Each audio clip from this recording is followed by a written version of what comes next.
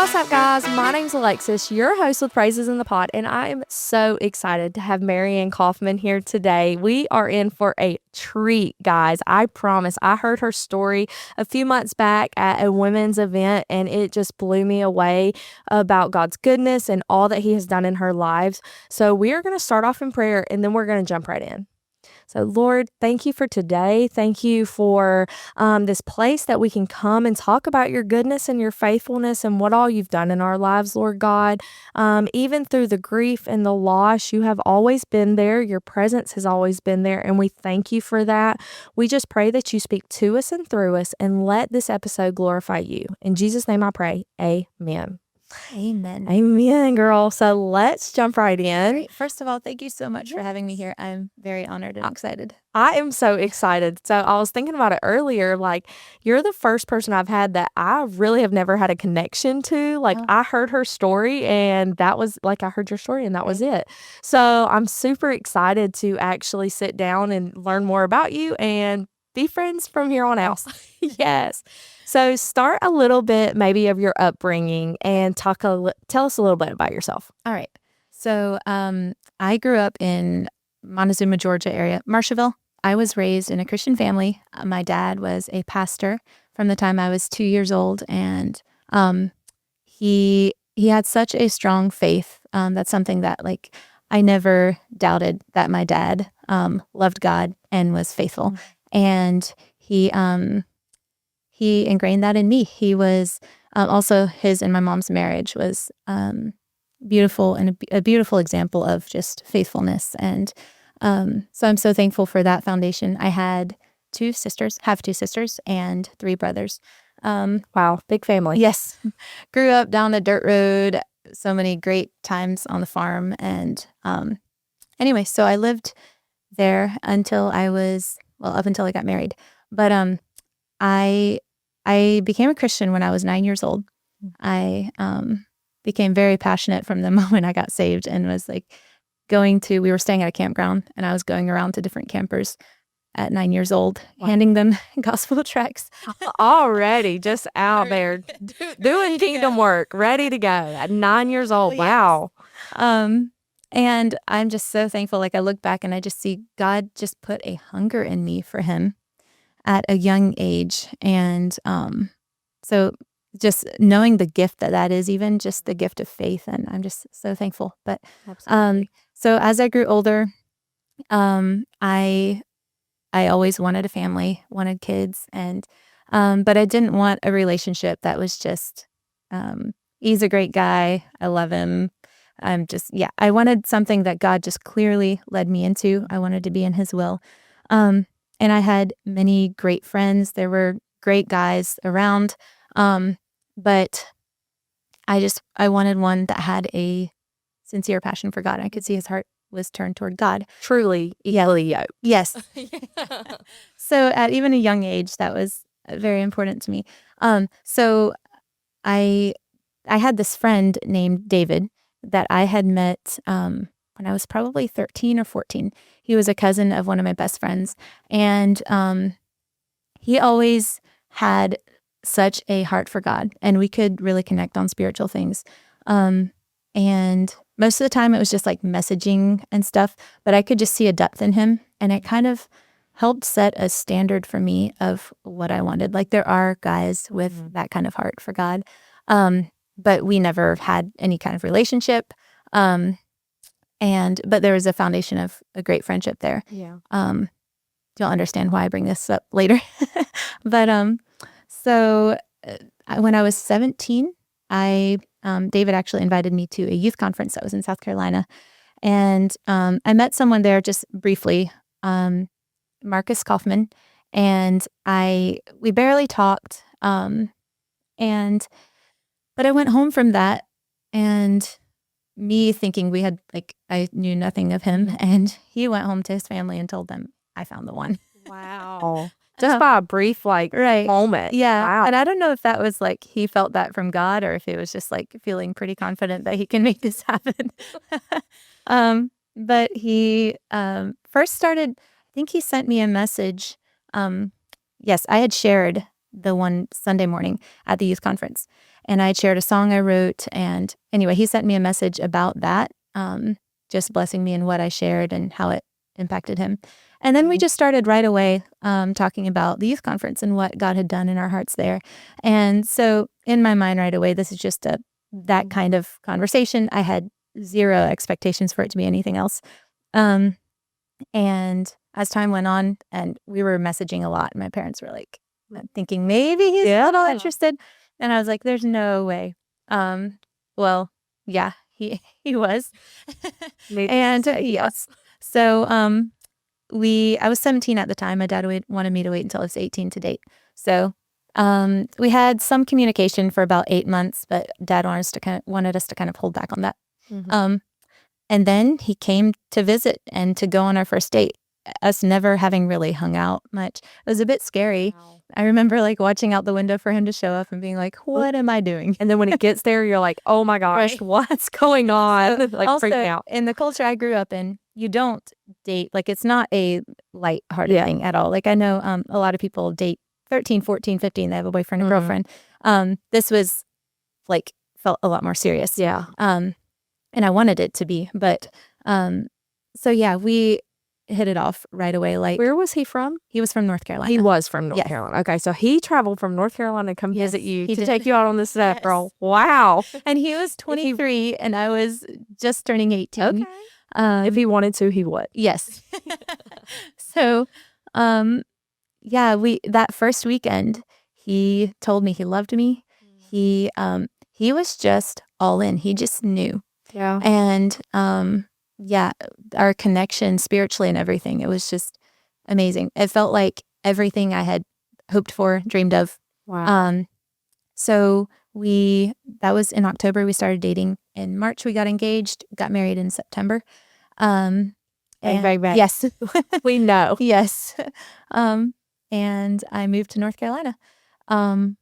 We had a fantastic marriage. He was, a quality that I appreciate in someone is weirdness. Like the best kind of weirdness. Yeah, quirks. We just like got each other's humor and laughed so much and just had a great time. But so I wanted kids, but I wasn't sure if I was ready. Like I was a little scared, pregnancy and all of that. But about 8 months in, I found out I was pregnant. Then when we found that out, he tells me that he's been praying I would be pregnant. I'm like, oh, you could have consulted me. He was like, I'm just going to go ahead and start praying for this. Straight. Yeah, exactly. So I was pregnant at, I think it was 8 months after we were married. And right away, Marcus is just like, this is going to be a healthy pregnancy. You're going to be so healthy. And he's just right away, we go straight to the grocery store and start buying all the healthy things that maybe we don't even normally eat. And it's just like, this is going to be great. Yeah. Before the nausea hit and I couldn't eat anything healthy. But there's one story that just cracks me up because it's so Marcus. We went to a grocery store and so we're going through the aisle that had his favorite things, like his weaknesses were like Dr. Pepper and sweet chili Doritos. Ooh. Well, so we go through that line and he gets his Dr. Pepper, his sweet chili Doritos. We go over to the eggs and I start to reach for just the normal eggs. And he's like, we should get organic. And I like look at him like, clearly he's not seeing the irony in this. Yeah. Like, you just got junk food and now we have to get organic? Where? Yeah. Make it make sense. Like, he looked at me very seriously. He's like, you cannot put a price on good health. And I was just like, then I pointed out the cart and I had a great laugh over that.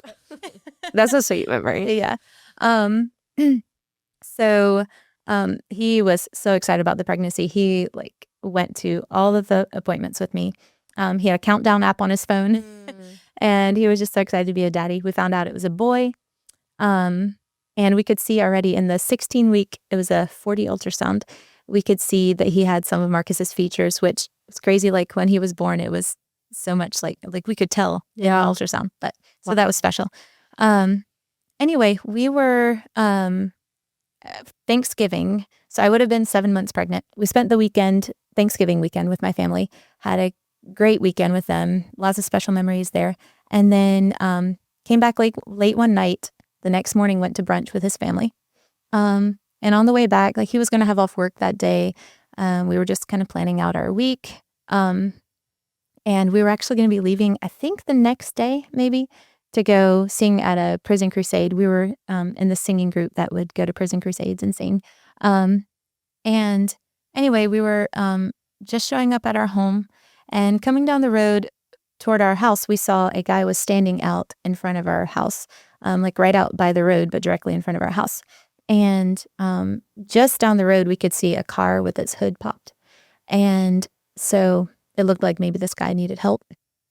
So Marcus just pulled over, rolled down the window, and asked, "Do you need help? Can we help you?" And like I can still so clearly see this guy. He just looked at us and didn't say a thing. He just looked into the car and said nothing. And so we were a bit puzzled, and our dog was there kind of jumping on him. We thought maybe, or I thought maybe he's just kind of freaked out at the dog and just like kind of frozen. Marcus just right away rolls up the window and starts driving away. And so I'm like, hey, he needs help. Like, Yeah. Anyway, Marcus had sensed like something didn't feel right to him.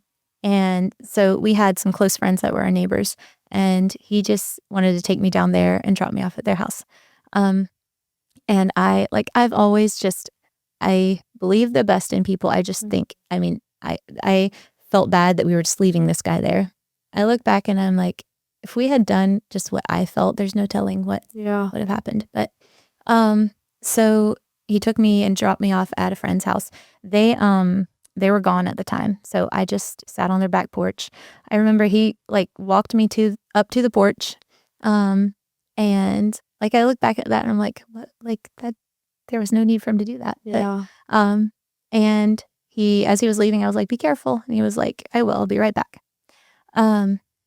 He left, and I was waiting there, maybe a tad grumpy in the cold, and it started getting longer than I thought it would have, and then all of a sudden it was just strange because the car that had looked broken down comes toward the house that I was in really fast. And then I was on the back porch. I could hear on the other side of the house the car turning around and squealing tires and going back toward our house.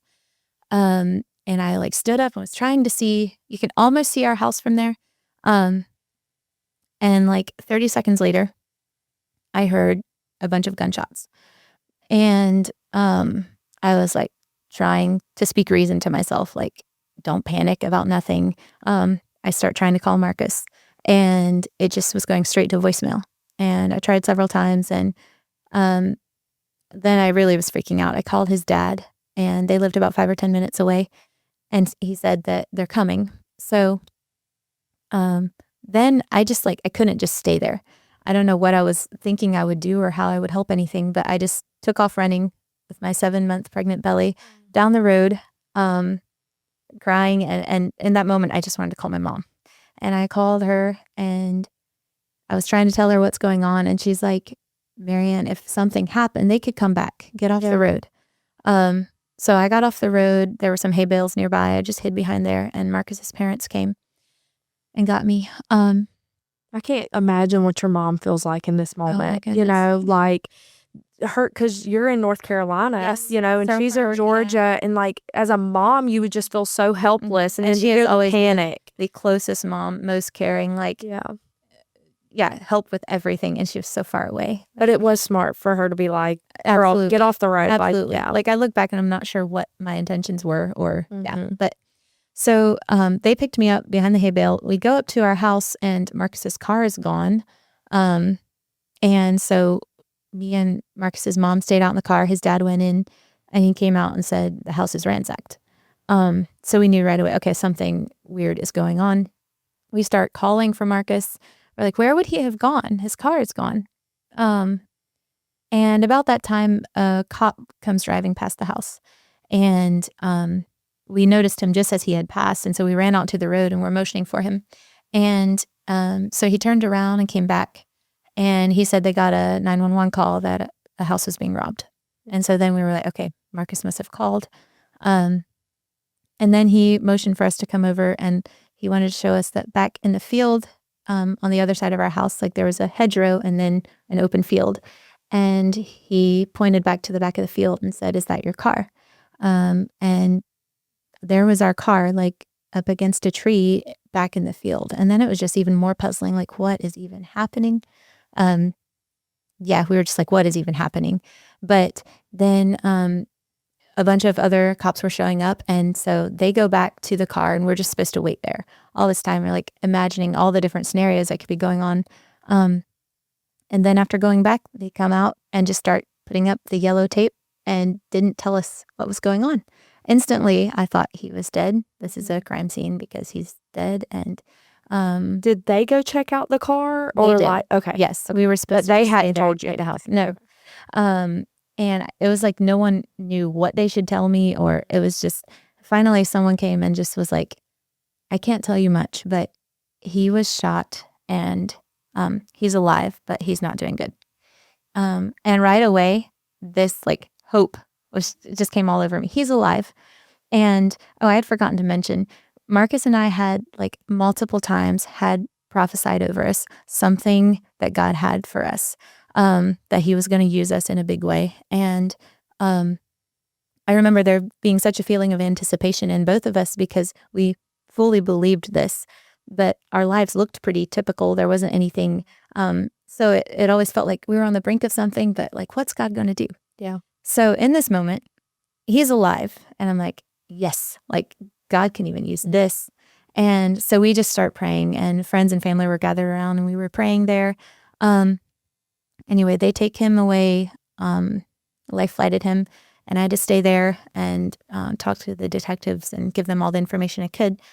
I still wasn't hearing any more information about like how he was doing or even where he was shot. I was on the way to the hospital in the car when I read an article online saying he was shot in the head. That was how I found out it was in the head. That has got to be so, like, It's crazy. yeah. Yeah, like all the reporters gathered around there, and the fact that they can get information before. And the wife can't. Yeah. You know, like, that is so sad. And I've recently seen something like on social media where like a mom may have lost, like they just kept saying, may have lost their daughter, may have lost their son. And I'm like, well, why are we even putting that out there if we don't even know for sure? And like, just the respect of privacy. Mhm. Like, oh, They just want to jump on the story. Mm. Yeah. So yeah, we get there to the hospital and they came out to give the report, and it was very bleak.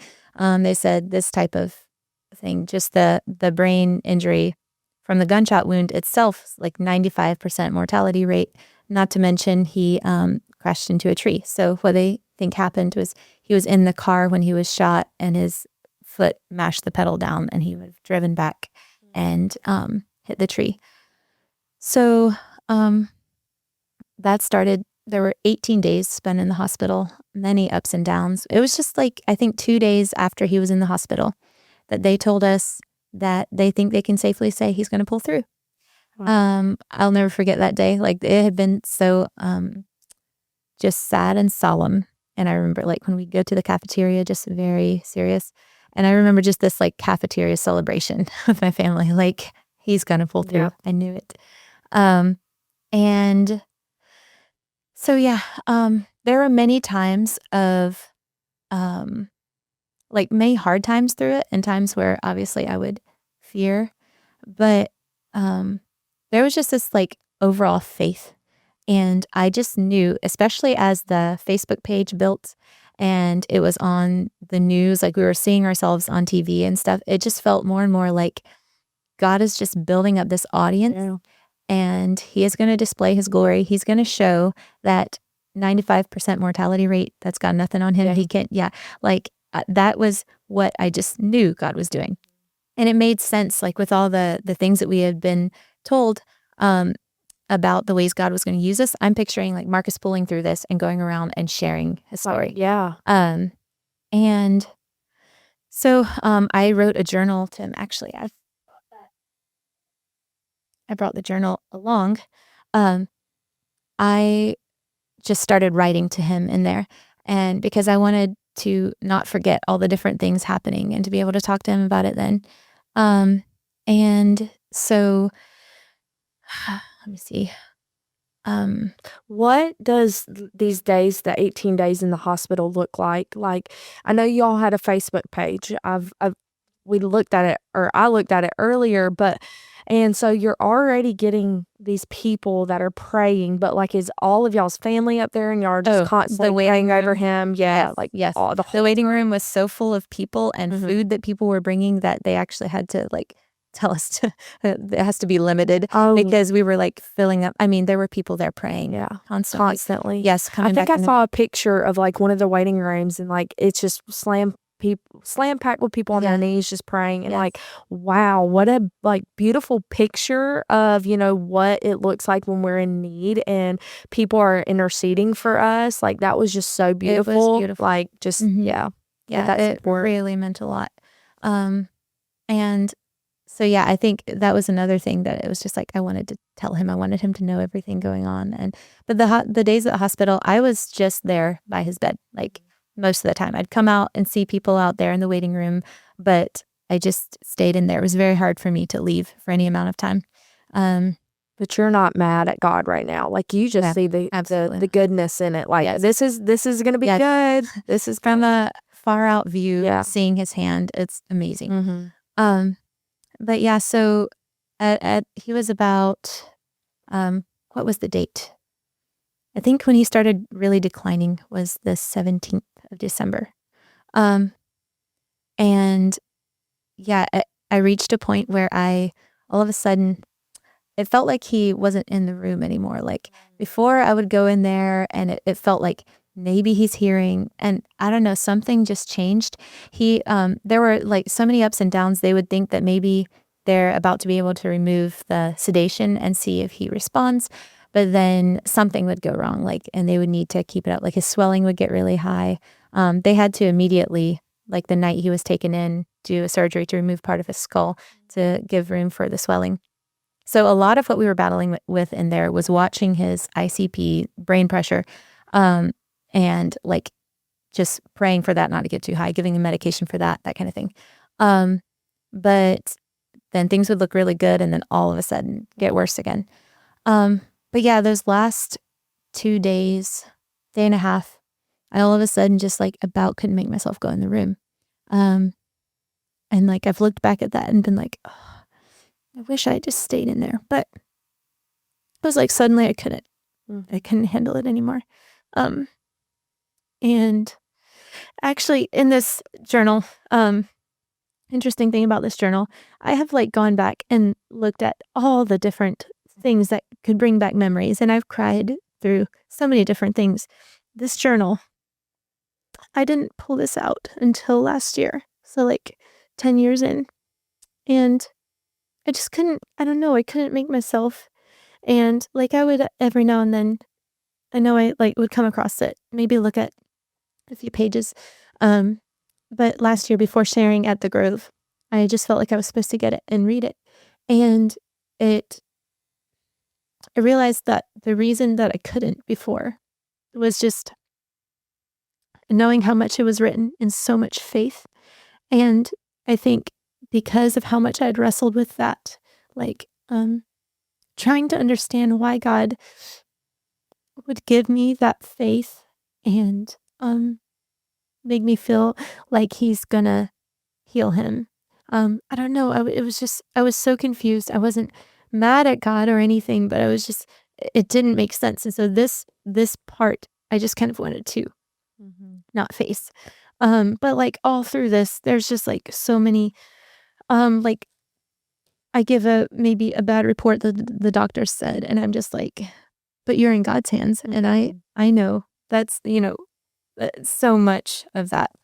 And the last thing I wrote was on the 17th, and it's like after a bit of a bad report, and I just kind of said what the doctors had said, and then I said, so yeah, that's what today is looking like. He plans to do the surgery this afternoon, and we'll all be praying our hearts out while he does. You'll be fine. God's got this. And then I said, last night someone brought a lot of mail that had been sent to the church for me, and I was so overwhelmed. There are so many people that have never met me or you, but are sending money, gift cards, packages, and cards. I can't wait till me and you can go through them together. If you could just see all the people that are praying for you, it's amazing. Seriously, I miss you so much. Please wake up soon. Me and Pedro need you. Pedro was a nickname that his dad had given Landon. So, and it just stops there. And so yeah, those next couple of days, he just declined really fast. And it was just kind of like this thing just got thrown to the side, and there was so much just like, it was just so hard to understand. So he died on the 20th. The doctors let us know there was not brain activity, and it's time to remove the life support. And for a while, there was a feeling of betrayal. I wasn't mad at God, but I was just like, God, you've been writing this story, and it felt like you were so in our marriage, and like this was going somewhere. And it was just like, what is even happening? You know the desires of my heart, and you were able to heal him. And I was just so confused. Well, I mean, you're also 7 months pregnant also. Like, that's got to be so heartbreaking, as well as, like, not just you losing, your husband, but also your child has now lost their father that he'll never get to meet, and just all of this. So, not the anger at God, but you do just feel like this was being written. You were writing our story. It wasn't supposed to end here. I had faith. I had all the things. I've been praying. We've been rallying and just praying on all of this. And so that's so hard. Yeah. So, Christmas, 5 days after he died, and all that just feels like a whirlwind. Landon was due on February 22nd. And one thing I wanted to say. So, like, initially there was that feeling of almost betrayal, just confusion and all of that. But the reason I couldn't be mad, I couldn't feel abandoned, is he was so present. Like, and there's no other time in my life that I've felt him so real and so there, like he was holding me. And the things that he would send along to, like, just like that were clearly touches from him through other people, or like this one time, Mom and I were getting to the mall. We were just getting out of the car, like starting to open the doors, and a song came on the radio, and it was just the first couple notes of it, like no words were sang or anything. And I just felt God tell me, you need to listen to this song. And I was like, Mom, I think I'm supposed to stay and listen to this song. So we get back in the car, and it was Broken Hallelujah by the Afters. I'd never heard it before, and it said, what were the first lyrics? Everything is crashing down. I can barely stand right now. Everything is crashing down, and I wonder where you are. Then it goes on to say, I don't know, even though I don't know what your plan is, I know you'll make beauty from these ashes. So just so many different scenarios like that, where it was like clearly God speaking into it, and like, I'm here, I'm holding you. And the amount of people that were sending, I'm talking like every single day, loads of letters, money, gift cards, and like long letters of like, he was reaching out through his body around the whole United States. And so I was just seeing him in all of it. But yeah, so Landon was due on February 22nd. And people started saying, like, I heard a couple people mention it'd be cool if he'd be born on Valentine's Day, because obviously Valentine's Day would be hard. And but that would have been 8 days early. First babies, typically that doesn't happen. But what do you know? I went into labor February 13th, and he was born like early in the morning on February 14th. Wow. So that was Valentine's baby. Yes. That is sweet. And like the mixture of emotions with him being born, like on one hand, this is the moment that the day that we've been counting down for, like, and Marcus is supposed to be there with me, like delivering. And then just those first moments, like the excitement and all of that, experiencing that, feeling the excitement and the joy, but without him. And he looked so much like Marcus. And so it was such a mixture of emotions there, but he was so healing. Like, oh my goodness. So him and I stayed in North Carolina until he was, I think, maybe like 6 weeks old. I had moved back in right before he was born. I moved back into mine and Marcus's house. We had been living with Marcus's parents, but I wanted to make some last good memories at our house, because it had been such a happy house and I loved it. And I didn't want to just leave the house on that note. Like, with what had happened there. So, yeah, Landon's first couple weeks we lived there, and my mom had moved up to North Carolina to stay with me over that time. So I moved back to Georgia to live with my parents, and then I just tried to find my place. I'd been gone for only 15 months, so I still had a lot of single friends. They were in that stage of life. I was still young. I was 20, and I Oh, didn't. girl, I forgot you're so young. Yeah. Oh my gosh, I completely forgot that like you're fresh out of like high school. Yes, basically. yeah. Oh my We're gosh. leading youth right now in our church. We've been doing that for 4 years, and it hit me the other night, like when I was talking to one of the girls, and she said she's 20, and I was like, "Wow, I was your age." Like I don't know, it's crazy. But yeah, trying to find my place. Like I was young, I was single, and all my friends were single, but also I had this little baby who was very strongly opinionated, and he didn't just silently come along to things. Yeah. And so just trying to find my place with that, feeling just very alone in raising him and all the challenges that brings. But he was my joy. I mean, that boy. And then, so David, the one that I mentioned earlier, he was living in South Carolina, and he got offered a job in our area when Landon was about 9 months old. And he took it. And right away, like Landon just really liked David. And David, because of our friendship, and he had really cared about me, and it had been really hard for him to know what I was going through. Well, he comes and starts hanging out with my friends and stuff. And he would just he'd come to the groups that I was hanging out with, and he would just take off with Landon and go hang out with him somewhere. And I could just hang out. And anyway, Landon got really attached to him. And I love that they built that relationship when Landon was so young. And then, so that was in November that he moved here. By the end of January, we were having a conversation about like where this is going. We weren't in a rush. Obviously, because it had just been a little over a year since Marcus had died, and there's like Marcus's family to consider, my own like working through healing things and stuff. But I think it was in March then that we started dating and got married in June. Engaged in June, got married in July. So Ian, my girl knows.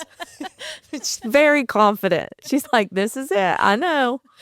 That is so sweet, because David invited you to the party where you met Marcus and all of this. Wow. Like, look at just how it like, when I look back and I see, even the way that God allowed me to have this relationship, like friendship with David, he just felt very safe and trustworthy. And like, I just know he's a good guy. And so then when he comes back into the picture, I think it would have been really hard for me to just trust just anyone. Yeah. But he comes back into the picture, and there's that base of friendship and safety. And so, I look back and I just see God all over it. And there were points in the story where it felt like God, it could have looked like God lost control, or his plan was not turning out like, but looking back, I just see so clearly him working through it.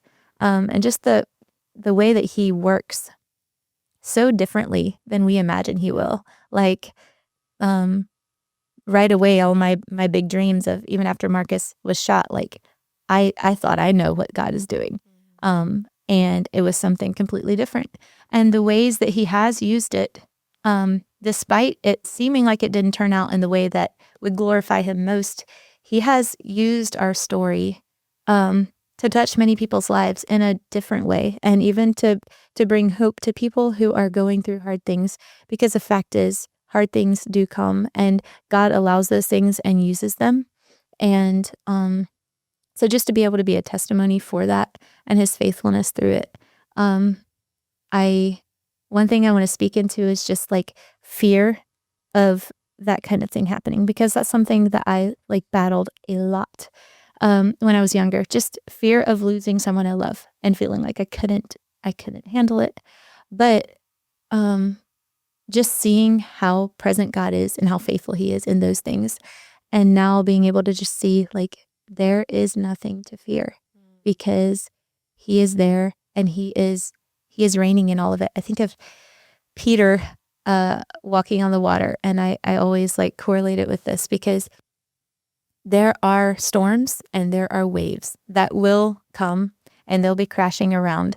But Peter was rising above that and walking on the water when he had his eyes on Jesus. And when you can have that eternal perspective and have your eyes set on him and the good that he's doing through it, that kind of thing, you can go through any of those things. And there's a peace that doesn't even make sense. Like in those times, the way that I was being comforted and even the way I could feel joy even made no sense other than him carrying me and me just having my eyes on him. But as soon as Peter took his eyes off of Jesus, that's when he started to sink. And I just think that's a beautiful picture of us. Like the fact is, those things will come, but if we keep our eyes on him, there is nothing to fear.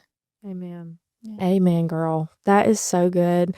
When you're saying that, I just thought of the same thing. Like it's the peace that. What is it? The peace that passes all understanding. And like in that, you're talking about like how you're starting to see the good and all of it. Like you're trying to stay seeing the light, and just like if you were without God in those situations, like you would not have been at peace. You would have been not knowing what down and up and side to side. Like you would have just been in pure chaos. But because you knew the Lord, because you had a firm foundation in him, you were able to continue to have peace and see the light and be able to get through that. The thing of just knowing that this is in someone's hand, that's over it all. It's not just out of control. It's not like he is ordaining things and there is a purpose in all of it. And just knowing that can get you through anything. Absolutely. Yeah. Let me see. So yeah, David and I got married in July. The first year was wonderful, and there were just complicated things as well with just processing like loving again and starting a marriage, and while like it all being just not long ago with someone else. David is the most incredible man. He stepped into it so courageously. He was like, I look back at his selflessness and it blows my mind because there were so many things that he could have felt like this just isn't fair. Like, but he just was so courageous even in like stepping in and being a daddy to Landon and loving him so well and helping parent him and just like while I was grieving, David just was there and he didn't feel threatened by it. He just let me process and loved me through it. He was truly the hands and feet of Jesus to me and just like showed me Jesus' love in such a beautiful way. And that would be a very hard role, like having to. I would have a hard time. Yeah. Like, I didn't know if I could say this, but I was like, that would be very hard to like watch you having to mourn and be in grief about another man, and we're just recently married and now you're crying, like that would be so hard. Yeah, like I know. so hard. So for him to be so compassionate and patient and just like truly the hands and feet of Jesus, like just being there. Because sometimes like we do get in situations and we don't know what to say and do, and then we act out or whatever. But you're saying like in his case, like he was just there. He just understood. It was like God just gave him this ability to just shut down any selfishness that could rise up, like about what he deserves or how, and just simply be there for me. Wow. Yeah. It's incredible. So, first year marriage, just kind of like up and down for you on emotionally hard. Yeah. We've always had an incredible marriage. Like God has been so good and so gracious. We mesh and work together very well. Like I feel like some of the complications that people have with not understanding each other and things, like I feel like, I mean, obviously that comes up, but I feel like we understand each other very well, and we work together very well. I'm so thankful for that. And yeah, we've been blessed with 3 more children since, 2 little girls and a little boy. Oh. And We lead youth at our church. We've been doing that for 4 years. We've been leading worship at our church together for 6 years. And yeah, like ministering together it really deepens our relationship. Being able to be used by God together. I love that the ministries we've been called to have been us together. And now, like, the latest things is that God just about a year ago started laying foster care and adoption on our hearts. You know what's crazy is the first episode of yours, I just kind of scrolled and went to one, and like it was right over a time that God was really moving in, like, do we need to start signing papers? I just did last week, signed some of the first papers. But the first one I listened to was Mallory Smith. Wow. And I didn't realize I was going to have anything about that. And as I was listening through it and I got to that part, I was like, are you kidding me? Her story made me cry. Oh, wow, girl. Yeah. That is absolutely amazing. Like, I literally got chill bumps in this hot room. Like, it takes a lot. Wow. Just the way God speaks to us. And even in your story where you're saying, like, he sent people and the song played and stuff like that, God speaks to us constantly. Yes. He's always speaking to us, but you have to be in line with him. You Yes. have to be seeking him and knowing who he is and knowing Aware of how. his presence. Yes. To hear from him, because there's so many times people do say, like, oh, I don't hear from God. Like, how do you know? Like, whatever. If you're seeking him, you'll know. And like, you're expecting it. exactly. If you have a heart of expectancy, Yes. you will hear from him. Yes. Oh, That's so true. wow. So y'all kind of started foster care, like the paperwork and stuff like that. Yes. We're just in the very beginning stages. Oh and it my all looks a gosh. little scary, Uh-huh. but also, like, our hearts are so in it. Like, there's not much that makes me cry, like thinking of children in need, neglected, abused, like that kind of thing. My heart breaks. And like, it's scary, not knowing, like, I mean, I know that they've gone through hard things, so there's always trauma stuff to deal with and stuff. But then, like, we're called to be the hands and feet of Jesus. And if we can't, as his people with his spirit inside of us, Yes. we can bring hope to them that not many people can offer. So I love it. Well, I do have a quick question. I don't know if this is going to stay or not. Okay. So just whatever. But okay, so Marcus's last name was Kauffman. Yes. And your name's still Kauffman. Yes. So yeah. okay. I think I forget how weird that is. So David and Marcus are not related. Okay. They have the same last name, spelled the exact same way. Oh. Yeah. Okay. And so Landon's name didn't need to be changed, which we wouldn't have changed it. Yeah. But it's just really cool that he can carry Marcus's name and David's name, and that there didn't need to be any changing my name or anything. It's really, really Girl, because when we first started and you said it, and I was like, hang on, wait a minute, that's your last name. And I was like, well, maybe like it was something like really sweet, like he took your last name or something. You know, like, oh my gosh, wow. Just another like spider web in this, like, so crazy. Yep. So I guess as we begin to close, is there something maybe you haven't hit? Maybe something God has recently revealed to you, or maybe just some piece of advice that you have for someone. Like, how would you like to close this? I just, I know I touched on this already, but I feel like my whole heart coming here and just what I wanted to leave with people was just that you can trust the one who's holding your life, and you can trust his plans.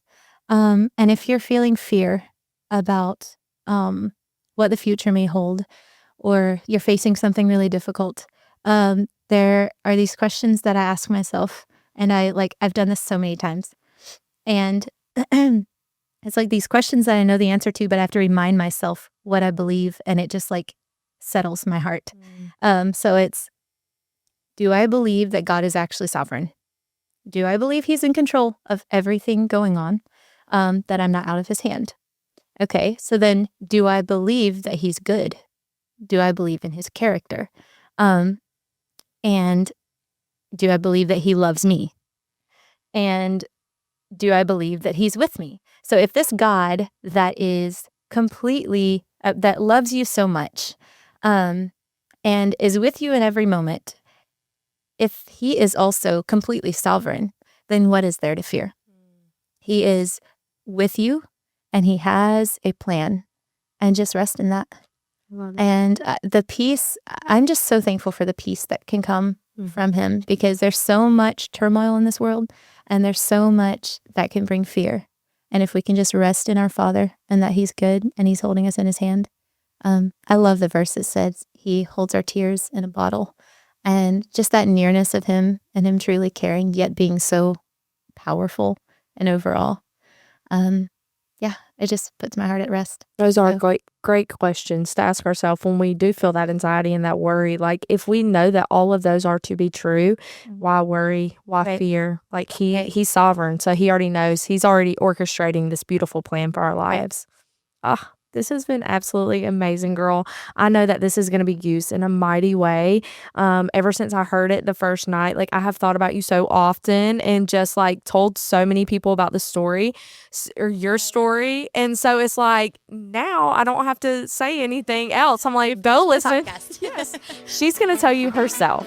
So this has been absolutely incredible. I hope you guys have enjoyed it as much as I have. This has just been such a pleasure meeting her and talking to her. So yeah, It has been an honor. thank you so much for coming. All right, guys, make sure that you just stay tuned, stay blessed, and we'll see you guys later. Bye. Bye.